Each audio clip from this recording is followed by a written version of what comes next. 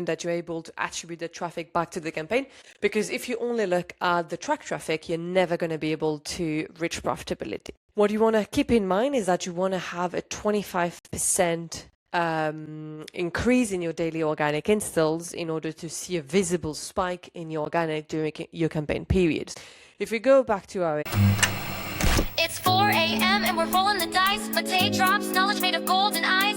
Phalanx with ads, making those coins rise. Jack up designs, worlds chasing the sky. We're the 2.5 gamers, the midnight crew. Talking UA adverts and game design too. Mate, Felix, Shaka, bringing the insight. We're rocking those vibes till the early daylight. Mate, UA, master eyes on the prize. Tracking data through the cyberspace skies. Felix stacks dollars like a wizard in disguise. Jacob's crafted realms lift us to the highs. 2.5 gamers talking smack. Slow hockey stick, got your back. Ads are beautiful, they light the way. Click it fast, don't delay.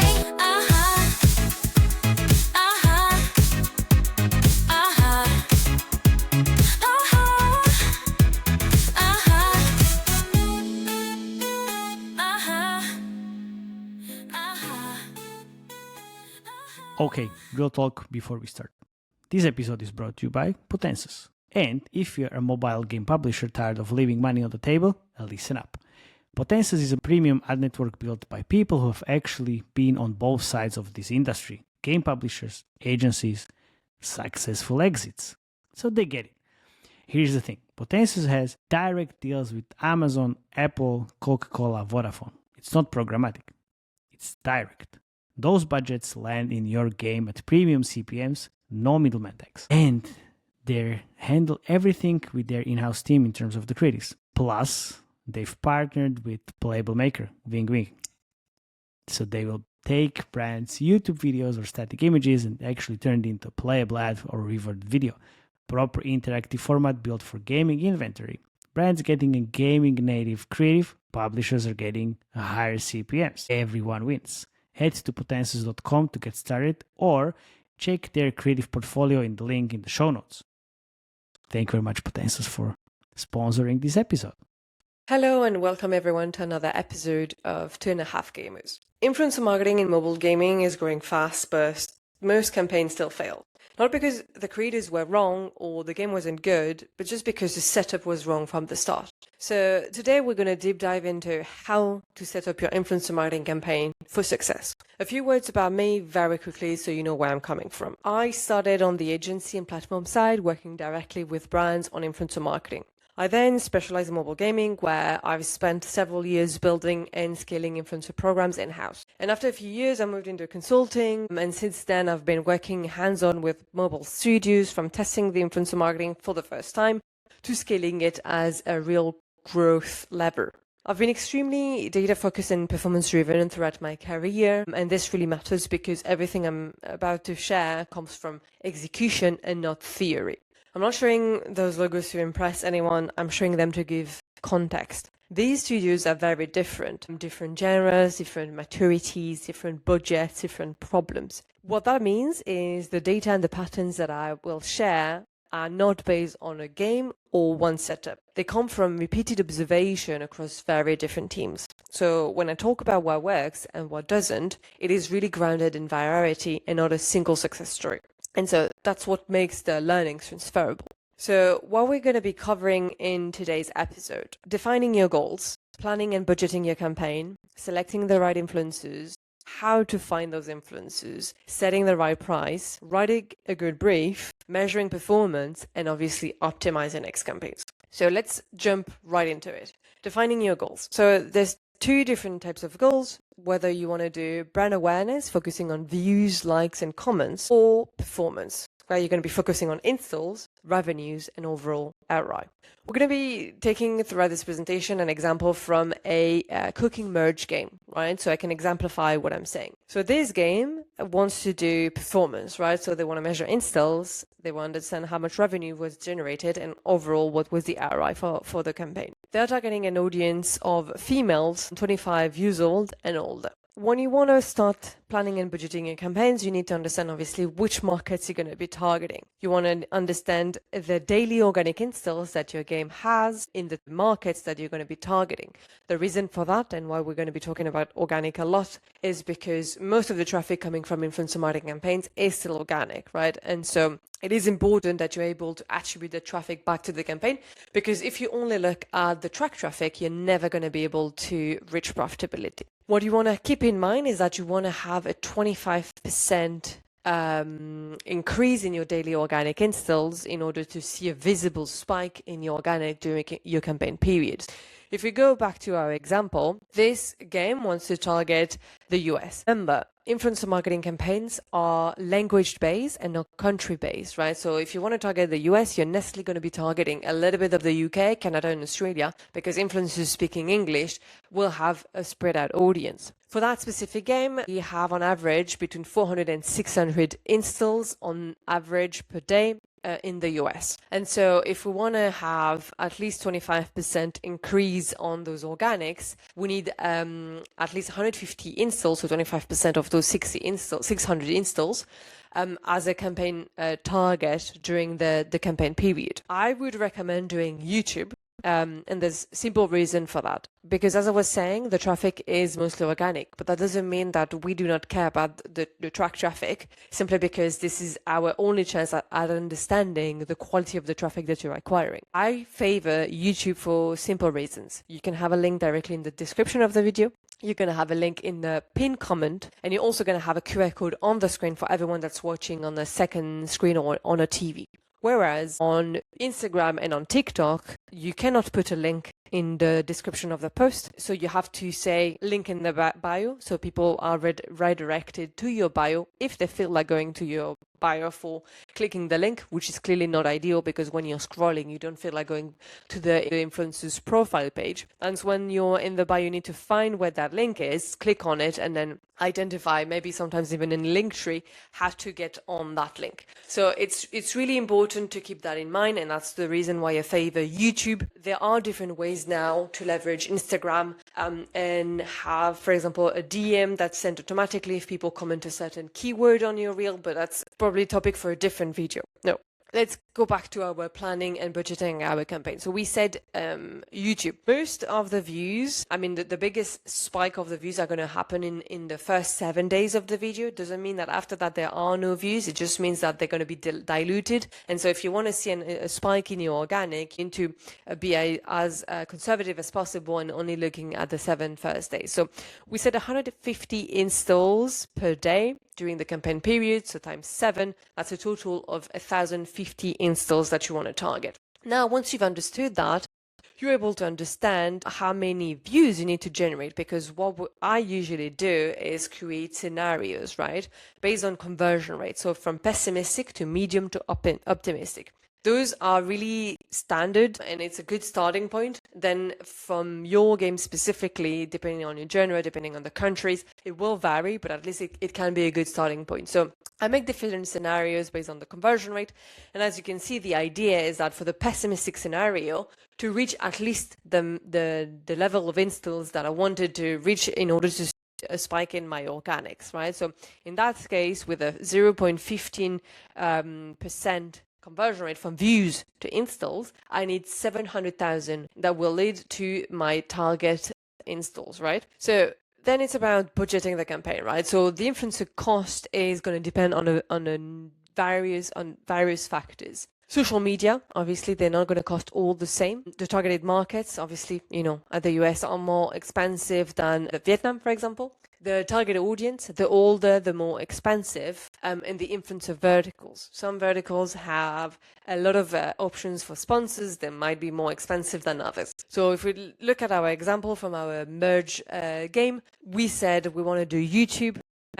We want to target US, Canada, Australia, and the United Kingdom. We're targeting females 25 years and older, and we're going to be targeting verticals of creators. So basically content genres of cooking, family, DIY, and true crime. We'll get back to that in a moment. Basically, with all of this, I know from experience and with working with agencies, working with consultants, working with people in the industry, that the target CPM is going to be around $50. This is going to be the industry average. And because I know I need to generate 700,000 views from my previous calculations, I understand that my minimum budget for the campaign is 35,000. If I spend any less than that or reach any less views than that, then I'm throwing money out of the window because I'm not going to be able to see a spike in my organics. And so that means I'm not going to be able to understand what's the full picture of my campaign performance. Now, on to planning. It's really important that you keep that in mind. As I said, most of the traffic is organic, right? So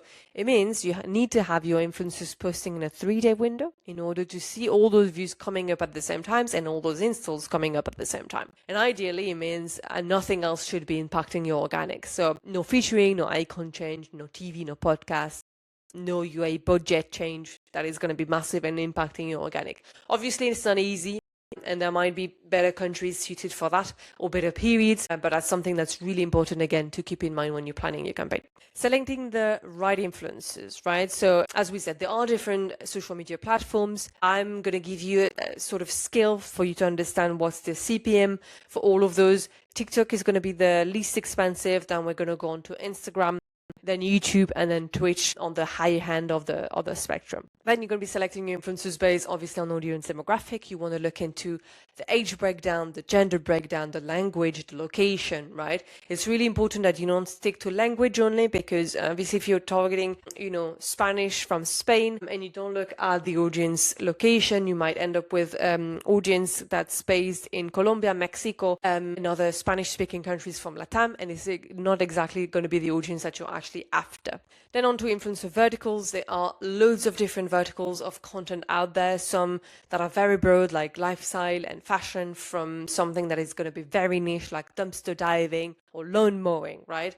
It's important that you keep really an open mind when it comes to that. Look into the audience demographic from certain channels, certain influencers, to try and see what else can you be testing that might not be an obvious fit for your game.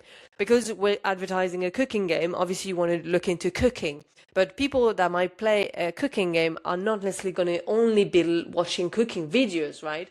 They have a life outside of that. They have other hobbies. And so that's what you really need to find out in order to target your audience. And then obviously you want to look into influencer performance. Something really important: stop looking at followers, stop looking at subscribers. This is a vanity metric. It doesn't indicate how engaged and how well the influencer is performing. So you want to look into views. You want to look into engagement rate. You want to look into posting frequency. You want to look into if they're posting on stories, what type of content, etc. And all of this helps you basically build a picture of how to select those influencers based on all those different criteria. Now on to finding influencers, right? So there are different ways that you can find influencers depending also on your resources. So you can find influencers manually, searching with keywords on social media. You can use self-service platforms where you can, benefit from having a tool that can help you find influencers at scale. You can find influencers through multi-channel network, what we call MCN, so agencies that are representing influencers directly. And then you can work with influencer marketing agencies that don't represent any talent specifically, but can work with you on finding those creators. So I've listed the advantages and disadvantages from each of them, so you have a clear picture of what is on the market for you. Working manually is great because then you're going to have no middleman, right? So you're going to get the best prices. You're going to have a direct line of communication with the creator. It means there are less potentially mistakes, issues, and that helps you really be hands-on the campaign. The problem is that it is extremely time-consuming. First of all, to give you an idea, when you contact 100 influencers, you're going to end up with probably working with 10 of them. Why? Because only half of them are going to reply to you. Half of that half is going to be interested and available at the price and the time that you want them to be. And so it is really time consuming to be working on influencer marketing. On top of that, if you find the creators manually, it can be complicated on a finance level, because depending on where the influencers are, you do not pay them in the same way. You sometimes have to fill in certain forms depending on the countries. something to really be aware of and think in advance, depending on how many influencers you're going to be working with. Now, working with self-service platforms, those are great because you can also be hands-on from beginning to the end. You can access hundreds of thousands of influencers out there through a single search on their platforms. There are no hidden fees, so you pay basically the fee of the platform, and then you're going to be paying the influencers directly. It is going to be still time consuming to find, contact, manage, and sometimes even pay the influencers. So you will be able to find them at scale, but reaching out to them, negotiating with them, and sometimes even paying them might still be time consuming. So it depends on the platform that you're picking. Use AI, some don't. There are really different opinions on the market between people that really want to build relationship with the influencers, have this sort of human touch, versus people that want to do it at scale. It's two different types of opinions, so up to you what you want to decide.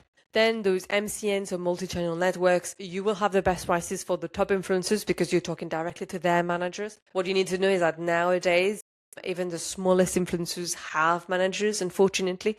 And so that means that you add another layer that needs to be paid on top of obviously the influencer. It might be easier to do creative campaigns because you're talking directly to the manager of the influencers. But then on the downside, they are really limited to only the channels within their network.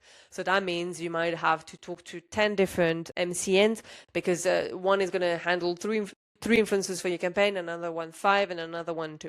So that kind of multiplies the sort of point of contact for your campaign. And then finally onto influencer marketing agencies. So they have access to a wide range of influencers because obviously they're not tied to only the influencers in their rosters. They can really act as an extended part of your team that will be looking for the creators, managing the creators, negotiating with them, etc. The downside is that it is really important for you to find the ones that are performance driven, that also understand your KPIs with mobile gaming, because there are tons of influencers that are specialized in tons of different industries. And from one industry to another, obviously we don't have the same KPIs. So some of them can have really high commission fees. I've seen up to 35%, which obviously is not ideal when you run performance driven campaigns. What I seek is agencies that have 20% of margin, and I know they can operate profitably. So there are some out there. Don't hesitate to reach out, obviously, depending on the type of influencers that you're looking for, depending on the market, depending on the vertical. There are different agencies that are better or worse at each of those. I'm happy to advise anyone. Then setting up the right price. And this is really important for you to understand. So there are 2 different ways that you can pay the influencers. Those are the main ones. There are going to be others, but those are going to definitely going to be the main ones. So flat fees, which is going to be a fixed amount, and then performance pays, which is obviously going to be variable. But then you want to understand how to offer the right price, right? So flat fee is going to be, you're going to be looking into the views per video on average, and you're going to be defining the sort of period. I tend to advise around 30 days because otherwise, if you look at lower, you're not going to be competitive with other sponsorship deals. And then on the performance side, you're going to be looking at a CPM. You're going to be looking at a performance window. So let's say 30 days, how long you want to be paying for those views, a maximum cap. So in case that video goes viral, what is the maximum you're willing to offer the influencer? And then the minimum guarantee, which is something that influencers tend to ask as a minimum guarantee, so they get paid regardless of how the video performs. So let's look into an example. We have our merge game. We wanted to work with Natasha's Kitchen, which is a cooking channel. I'm looking into her audience demographic. It looks great. She's got most of her audience that is above 25 years old. I'm looking into her videos for the past 10, 20 videos and how many views she has reached on average. So the lowest views that she's achieved was around 100K. On average, she's around 100K, and 1 or 2 videos averaged 230,000, right? So if we look into the flat fee side, we understand that for the benchmark is around $50 CPM. Okay, so that's what we're going to be basing ourselves off. She's making, on average, from the medium scenario, 135,000 views, which times the CPM is $50. That being said, so this is going to be the fee we're going to be paying regardless of the performance. That being said, if she was to generate fewer views, so only 100,000, our CPM would be jumping up to $69. And on the opposite side, obviously, if she's making more views, then our CPMs drop. So we don't really have control over the CPM. Unfortunately, and as much as I wish it was different, this is the most common type of deal in the industry. Influencers now get sponsorship deals on a daily basis. They've got offers from loads of different types of sponsors. Some of them are even doing branding campaigns, and so they're not going to be really competitive in terms of prices. And so if you end up offering really low CPM and a low offer, you're never going to get influencers to agree to partner with you. Now, on the second side, performance-based, right? So if you look into the views, you want to pay $50 CPM, and obviously that CPM is going to remain stable. And what you want to understand is how do you build that a CPM offer, right? So we said $50 CPM. We want to look into a 30-day performance window for how long we're going to be paying for those views. We want to add a maximum cap, and that's important to keep in mind because you want it to be an incentive for the creator to release a really good video. So usually what I do is that it's slightly higher than the highest potential scenario, again, to incentivize the creator. And then we've got the minimum guarantee, which often for me is going to be the low scenario in order for the creator to still obviously get something, but for you to try and still hit your CPM target. Moving on to writing a good brief, there are 3 simple rules to follow. Keep it short, go straight to the point, and make it visually appealing, right? Because as I said, influencers get tons of offers every day. They are busy individuals. Sometimes it's not even their first job. And so you need to make it easy for them, basically.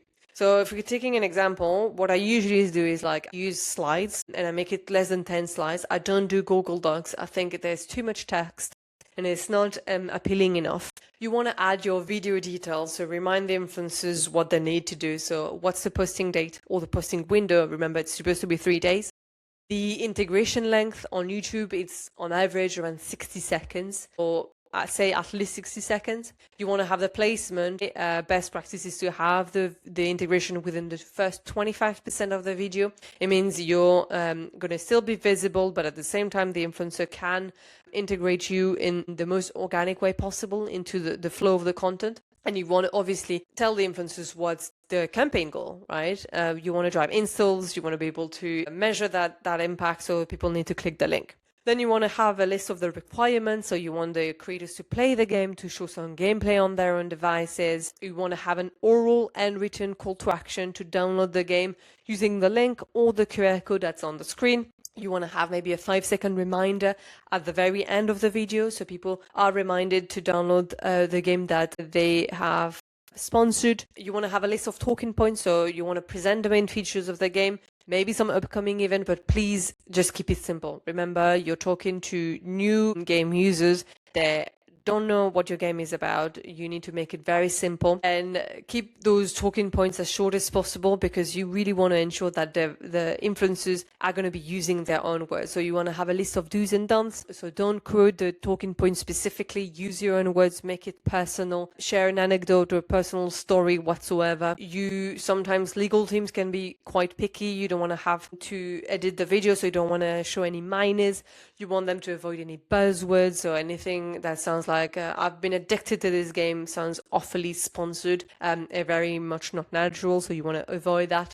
And you want to provide the creators with resources. It can be trailers, gameplays, logo, characters, fonts, key arts, whatever. It might be interesting sometimes to provide them with some gameplay, because in some cases, once you have advanced throughout the game, it is going to be more appealing than obviously the first few levels. So that might be something that you want to consider. Down to measuring the performance, and we've talked about daily organic for a very long time at the beginning. What you want to be doing is looking into your influencer campaign window. Hopefully you see a very nice spike like this one into your daily organic in the US, in the country that you were targeting. You most likely won't see that spike in the first campaign. Why? Because your performance is not going to be great. And it's really important for you to understand that influencer marketing, like any other channel, needs time to be optimized for you to reach your goal. So you will launch 2-3 campaigns before you can get to the point where you can actually see good performance. Then you want to look into your training period, so that benchmark period before the campaign when hopefully nothing else was also impacting your organic. And so you're going to be comparing the daily installs during the campaign period with the average installs on the same days during the training period. Very simple. And basically the uplift is the campaign performance. And what you want to do is that you want to look into the influencer share of track traffic and apply this to the total organic traffic to estimate the influencer's individual performance. And that's what's going to help you understand obviously the quality of the traffic that you've acquired, both in terms of monetization but also in terms of retention. And on to the last point, optimize your next campaign. And this is really important. I usually build this kind of tables where you have the verticals of the creators, the numbers of videos from each of those verticals, how many views were generated in total, and how many videos have reached profitability within each of those verticals. I came up with a vertical assessment rule that is really important and that I follow every time I run campaigns. So the ideal ratio is more or less 30%, meaning you want to reach at least 30% of your videos reaching profitability. You cannot expect to have more than that overall, because most of the influencers you're going to be working with are not going to be delivering the right performance. But the only 30% that are reaching profitability, they will compensate for the rest, right? To determine whether or not a vertical is a good performing vertical for you, it needs to be around 30%, okay? That being said, obviously, if you only have 3 videos and 125,000 views, you cannot determine whether it is a good or bad performing vertical. So it's important for you to have at least 10 videos in each of those verticals and at least 500,000 views, right? So if we take an example here, we see cooking, 42% of the videos that have went live reach profitability. We do have volume. That's great. We can keep investing in cooking. It seems like a great vertical. If we look into family, we've got 9 videos, almost 500,000, and only 11% of those videos reaching profitability. To me, it also indicates that this is probably not a vertical we should keep investing in. And then if we look into true crime, we do have over 500,000 views, and we are around 22% of the videos reaching profitability. So then you want to basically be able to understand whether or not you have a chance at increasing that ratio in some of those verticals. And so that's when you do a deep dive per vertical, right? So you decompose the ROI. So how much you've paid the influencer, how did they convert in terms of from views to installs, and then what was the quality of those installs that you've acquired, right? And so if we look at our examples from before, we see cooking was a great vertical, 42% of the videos reaching profitability, because we were paying a really good CPM, converts really well, and on top of that, the LTV of the users that we've acquired is great. We were looking into family, and where we're saying that probably it's not a vertical we should keep investing. And so what we see is that CPM is definitely higher. And so maybe that's something you can work on and try and negotiate better. But the conversion rate is very poor. And on top of that, the LTV of those users is also very poor. So there might be very few chances for you to be able to reach 30% with that vertical, because everything is in the red, basically. And we were looking into true crime, and that's an interesting case because we do see a really good CPM, really see also a really great LTV. So we're acquiring good quality users, but we're not acquiring enough of them. So then it's about how do we optimize the next campaign in order for us to increase that conversion rate. There are different ways that you can do that. It can be through gift links and gift code. It can be through improving the integration from the influencers. Maybe you're focusing on certain USPs of the game. Maybe you should try some others. Maybe it shows the different types of gameplay, whether it is on the influencers' own devices or something shown on screen. There are loads of different ways to improve your campaign performance. But the video is already long enough, so that's going to be it for today's episode. But please, if you have any questions, don't hesitate to put them in the comment. I'll be more than happy to answer, or reach out if you have any questions. Thank you very much, everyone, for attending today's episode. It was a pleasure, and hopefully it was insightful for you.